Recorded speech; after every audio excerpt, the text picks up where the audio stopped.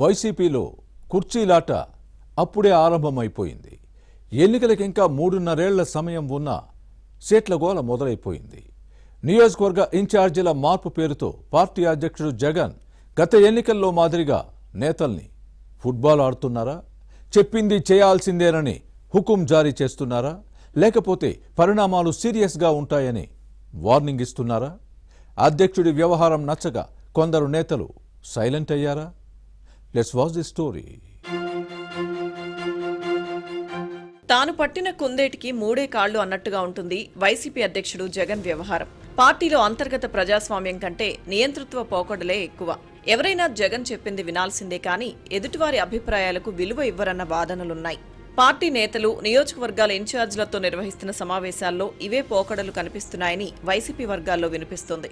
చెప్పింది వినండి, లేకపోతే మీ ఇష్టమని మొహం మీదే అధ్యక్షుడు చెప్పేస్తున్నారన్న ప్రచారం జరుగుతోంది. ఇలాంటి మూర్ఖత్వం ఏంటని కొందరు బయట ప్రశ్నిస్తుంటే, ఎవరు తవ్వుకున్న గోతిలో వారే పడతారన్న చందంగా ఇదే ధోరణి కొనసాగితే జగన్ గోతిలో ఆయనే పడతారన్న వ్యాఖ్యలు వినిపిస్తున్నాయి. గత ఎన్నికల్లో ఇష్టారీతిన ఏకపక్షంగా ఇన్ఛార్జీలు అభ్యర్థులను మార్పు చేస్తే ఏం జరిగిందో తెలియదా అని ప్రశ్నిస్తున్నారు. గతాన్ని గుర్తు చేసుకోకుండా మళ్లీ తను చెప్పిందే వినాలని మంకుపట్టు పట్టడం ఏంటన్నది క్వశ్చన్.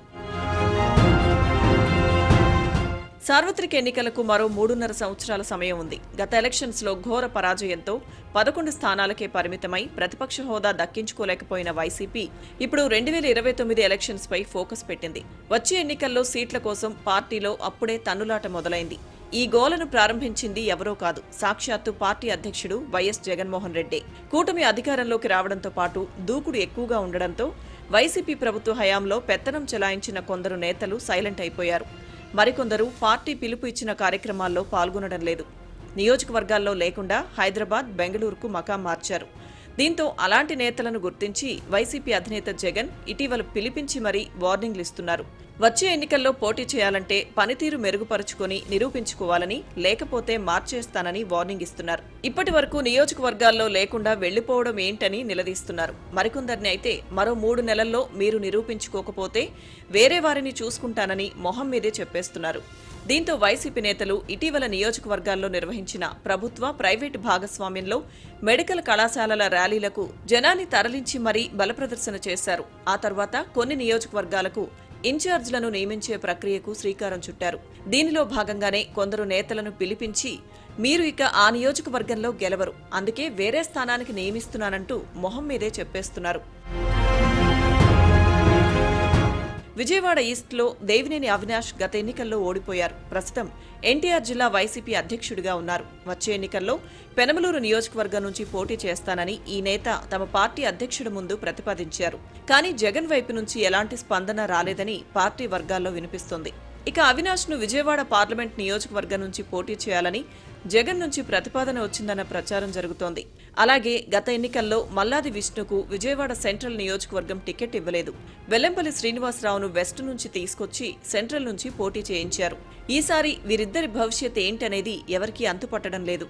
జగన్ మనసులో ఏముందో తెలియడం లేదు. వెల్లంపల్లి విజయవాడ వెస్ట్లోనూ, విష్ణు సెంట్రల్లో ప్రస్తుతం పార్టీ వ్యవహారాలు చూస్తున్నారు. తమకు క్లారిటీ ఇవ్వాలని కోరుతున్నప్పటికీ అటువైపు నుంచి ఎటువంటి స్పందన లేదని చెబుతున్నారు. అదేవిధంగా వైసీపీ ప్రభుత్వ హయాంలో ఒక వెలుగు వెలిగిన పలువురు నేతలకు ఆయా నియోజకవర్గాల్లో మళ్లీ టికెట్ వస్తుందో లేదో తెలియని సందిగ్ధంలో కొట్టుమిట్టాడుతున్నారు. ఇప్పటి నుంచి డబ్బులు ఖర్చు పెట్టి నియోజకవర్గాల్లో తిరిగినప్పటికీ చివరి నిమిషంలో తమ పార్టీ అధ్యక్షుడు గతంలో మాదిరిగా ఫుట్బాల్ ఆడితే ఎక్కడికి వెళ్లి పడతామోనని పలువురిలో సందేహాలు వ్యక్తమవుతున్నాయి. అందుకే పలువురు నేతలు పార్టీ రాష్ట్ర కోఆర్డినేటర్ సజ్జల రామకృష్ణారెడ్డితో పాటు ఇతర నేతల దగ్గరకు వెళ్లి తమ నియోజకవర్గంలో పనిచేస్తే గ్యారంటీ ఏంటని ప్రశ్నిస్తున్నారు. అధినేత నుంచి క్లారిటీ తీసుకోవాలని సూచిస్తున్నారు. ఎప్పుడో 3.5 సంవత్సరాల తర్వాత వచ్చే ఎన్నికలకు ఇప్పటి నుంచే హడావిడి ఎందుకని కొందరు నేతలు అంటిముట్టనట్టుగా ఉంటూ అప్పుడప్పుడు నియోజకవర్గాలకు వెళుతూ విజిటింగ్ ప్రొఫెసర్ల మాదిరిగా వ్యవహరిస్తున్నారన్న విమర్శలున్నాయి. పార్టీలో ఎవరికీ ఎలాంటి క్లారిటీ లేకపోవడంతో అంతా గందరగోళంగా ఉందని వైసీపీ కీలక నేత వ్యాఖ్యానించారు.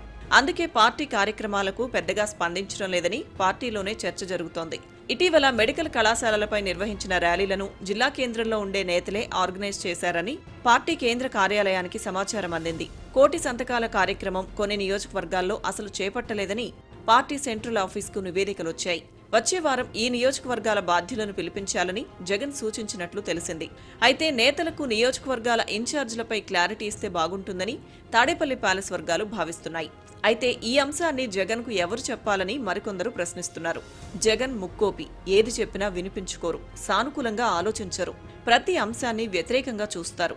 దీంతోనే అందరూ చెప్పింది విని వచ్చేస్తున్నారని వినిపిస్తోంది.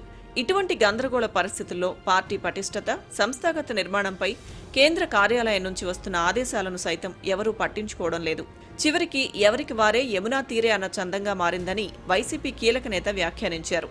ఇన్ఛార్జీల మార్పు విషయంలో జగన్ ఏ నిర్ణయం తీసుకుంటారో చూడాలి.